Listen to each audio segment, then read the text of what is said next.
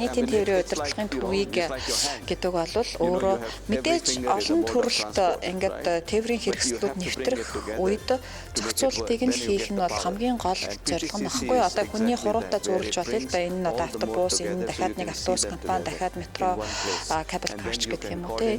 Энэ бүгдийг та гараараа энэ бүх хуруунуудаа хөдөлгөөд ажил хийдэгтэй л адилхан. Яг удирдлагын төв бол тэр бие бүгдийг нэгтгээд интеграц нэгтгээд тэгээд шийдвэр гаргаад зохицуулах чадвартай байх ёстой. Мэдээж энэ бол Монголд хэрэгжих шаардлагатай хэрэгжих боломжтой тий. Хүн яг адилхан л багхгүй юу.